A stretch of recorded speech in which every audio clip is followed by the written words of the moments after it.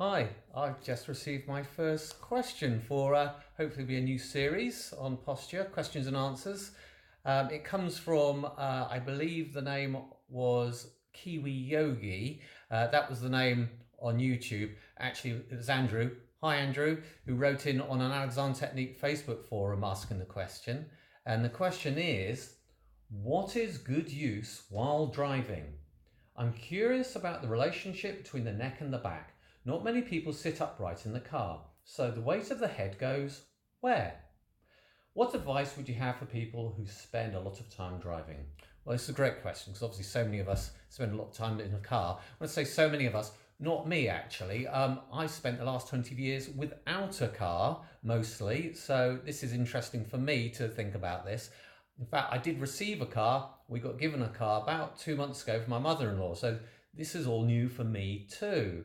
Uh, One thing I am finding is I may not be considering my use as much and my posture in the car as much as what the heck is everyone else doing on the road. And I think that's probably a perfectly reasonable balance of attention, putting things onto that. And it's interesting that Andrew did use the word use. It's very much a word used in the Alexander technique rather than say posture. And I'm going to quickly address that issue of use rather than posture. Now, posture is sort of biomechanical in nature, where use, and I really like the word poise, is very much takes in the way we're thinking, the quality of our thinking, our awareness. It's a quality, the way we use ourselves. So it's possible to be perfectly aligned and still be very stiff and rigid. Now, if you consider the nature of driving, it can be quite stressful for many people. So even if they're all perfectly aligned, they can still be racked with tension. Um, Although usually when the tension arises, you'll probably notice the shoulders going up towards ears, up towards your ears. So I guess at that point you say the posture would have been compromised. But I think it's important to consider that issue of use being broader than simply biomechanics. Um, but that aside, oh, no, actually, I will say a little more about it. If you really feel like that is one of your areas of trouble, it might be worth considering maybe additional driving lessons, maybe, I don't know, something like hypnotherapy or something to help with that. Because your reaction to driving is going to very much alter your poise. So, I mean, Alexander himself said his work was dealing with the stimulus of living. That's a huge, broad kind of concept. And if you apply it to driving, you know, your stimulus of driving, other drivers, not just the mechanics of you driving, you know, using the wheel and the steering wheel and clutch, etc., but dealing with the fact that you've got, you know, cars come left, right, and centre, pedestrians crossing the road, how you react to that and maybe overreact and be in a heightened state will obviously affect your overall poise.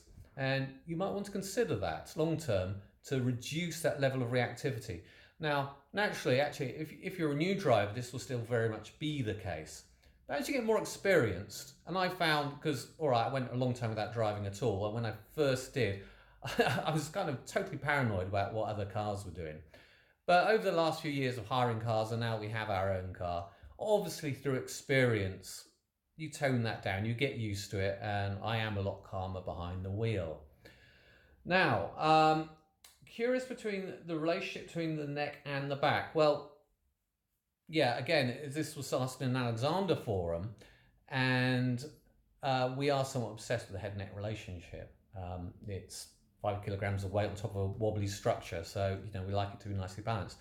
But actually, in this case, I'm going to start from the other end, which is your sit bones, the underside of your pelvis. I think that makes a big difference.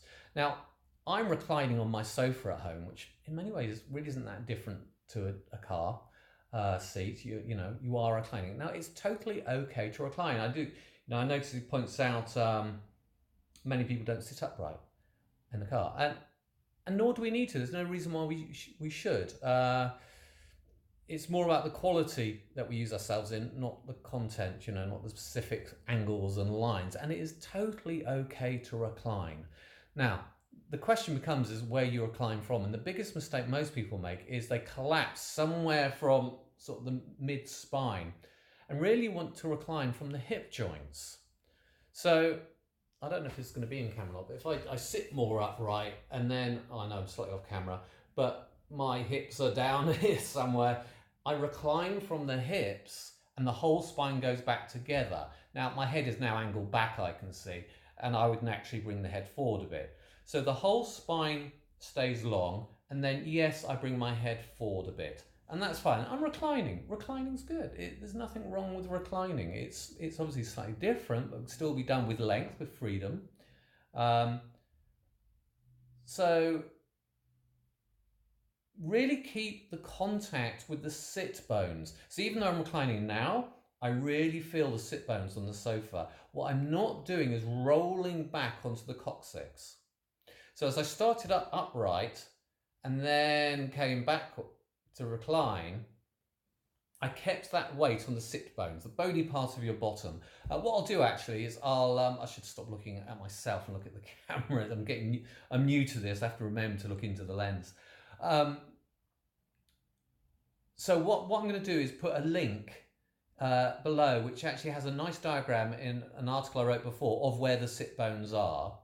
And you'll be able to see how you can rotate around the hip joints on the sit bones to recline backwards. And what I think makes it hard for most people, and I do say this in my lessons all the time when I'm helping people with their posture, is the problem with sitting happens well before you get to the chair. And this becomes more problematic in a car, because when you go to sit on a chair, what I like to say is you go to squat, because people behave differently when they squat and they tend to stay with themselves all the way rather than just sort of falling towards a lower surface. So you go into a squat and then you get thwarted halfway down into your squat by the surface of the chair. And hopefully you arrive in the same condition you set off in. You've stayed long in the spine. But getting into a car, you can't do that, because obviously you've got to climb in sideways and it's very different. So the ideal, and we do use sitting and standing as a huge contrivance, but a useful tool for movement in Alexander lessons.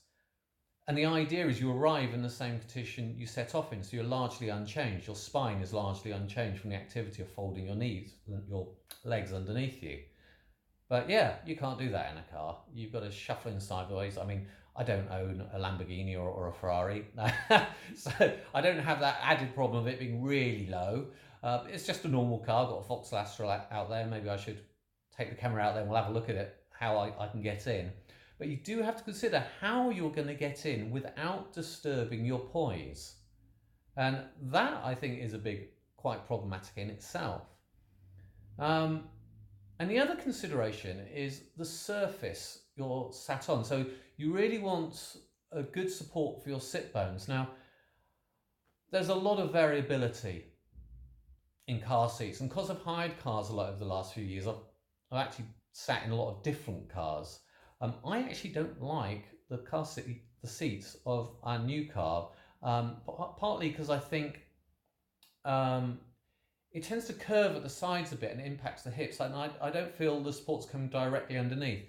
And it may be something to consider that you may want to buy some sort of cushion or a firm surface. I've heard of people actually using gardening kneeling pads, because they're quite firm, and put those on a car seat. But just so you have a better sense of support for your sit bones. And it might be something worth playing around with depending on your car seat. It's another consideration. So you do feel like you're supported from your sit bones, not rolled back onto the coccyx. So what advice would I have for people who spend a lot of time driving? Well, I guess the main thing isn't just the the posture aspects, but the use aspects, as I discussed at the beginning, of really learning the skill of driving. So you can do the skill of driving with as low a nervous system setting as possible, so you're not heightened all the time. Obviously, I'll say simple things, and I think government guidelines say something similar. Take plenty of breaks. Take breaks. That would make sense, wouldn't it? Uh, so, and I guess that's as common sense as it would be for sitting at a computer, just take breaks. I know some drives are long drives. Um, One thing that can be nice, when you do take a break and, service station, whatever, um, going into a squat is great for the hips and lower back. So even if, you haven't had an idealized sitting posture, poise during a drive and it's all been a bit frantic, you can undo a few ills if you learn to squat. It really opens the lower back nicely. Sometimes that's difficult to do if you've lost the ability to squat. You can do what we call lying semi-supine or constructive rest. So at the end of a bad day, I'll put a link to that as well below. You can simply lie down in a way that supports and opens the back again. And if you want, you can lie down, if you can get your legs either on a piece of furniture or on a wall, as if your legs were in a squatting position. That's really nice to open up the lower back. So don't worry about being idealized all the time, whether it's driving or at a computer. You have to get your posture, poise always right. We're human.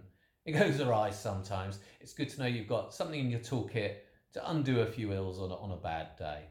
So how's about I now go outside and have an attempt to get into my car. I've not really thought this through beforehand. I'm just going to see how it is in real time and see what I find difficult as I get into the car. All right, I'll see you in a bit. Here we are outside. Here's my box Lastra. Nothing too fancy. I've had a quick go already before I start rolling. Give me an idea of what I do normally do. And what I noticed straight away is I really need to step right in as far as my foot will go. So really reach in with the feet and keep the weight on the feet. Now obviously you have to duck below to get through. So let's see how this goes, because I'm not sure the camera will really pick this up. But I'm gonna step right in, get my bottom on the chair. My other foot is still actually outside. And I've reached in as far as I can with this leg, and I've tried to keep the weight over my legs until my bottom's in position and I've reached the chair. Then obviously come in, and that's pretty much it. This is really no different to sitting in any other sofa or reclining chair, and that's that really. I mean, obviously as you do duck down, you want to make sure you're choosing to duck down, whether that's from the legs by squatting further effectively, or you may have to bring the head down, but not to collapse in the torso as you do that. So as you duck down, if you do have to actually move the head down, you do it really from the neck, and then come back out of it. So you're not just collapsing towards the surface. So I guess it's really not that different from going into a normal chair. You've just got to come in sideways, but all the considerations of not collapsing on the way to the chair still stand. So I hope you find that helpful. I'm going to go back indoors now. All right, see you in a bit. Hey, back indoors now. It's getting a bit chilly out there. So I hope that was useful. A few final thoughts. So I know the original question specifically mentioned and asked about the nature of the neck and back relationship. Now, for me, the neck and the back are not separate entities. They're all part of the spine. So we tend to call the bit of the spine that sticks out above the rib cage the neck, but really it's all part of the same thing. So when you recline backwards, the whole spine reclines.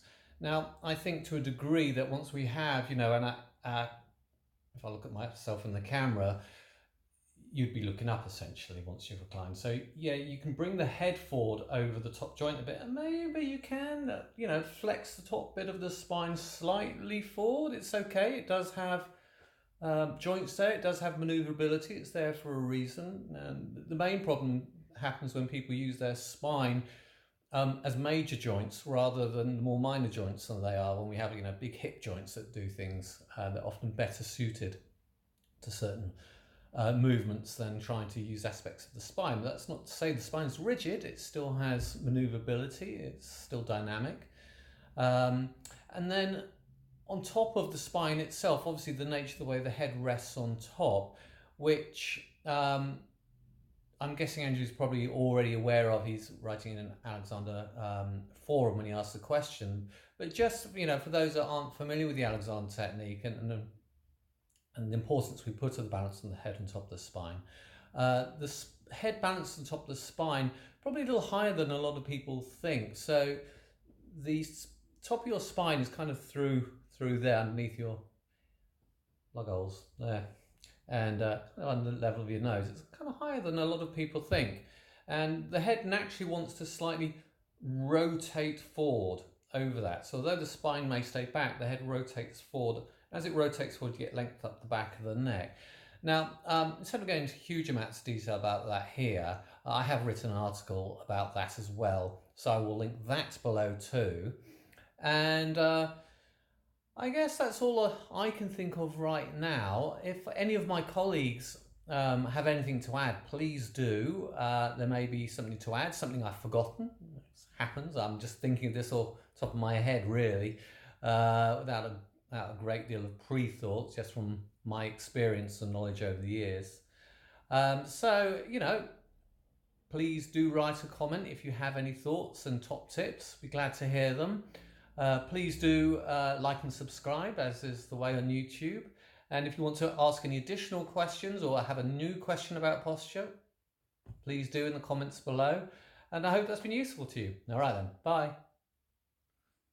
I'm back, don't go anywhere just yet. As always, I did think of something else just as I was packing up the little tripod away that I'm using here. And that is a matter of attention. So this will apply for driving as much as using the computer, and even for some people just talking to each other. So we actually go where our attention is, and because obviously we're very fixated on the road and cars, we can get very fixed with the eyes, and we follow, like that.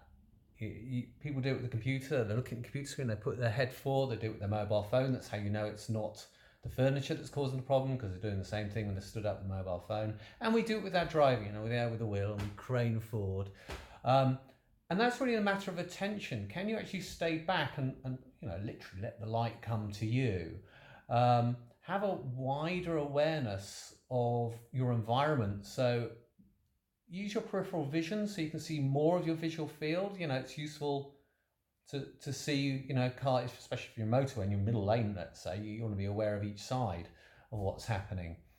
So that's just my final thought on the matter of not concentrating your gaze in a way that encourages your head to follow that concentrated gaze and have a broader visual field.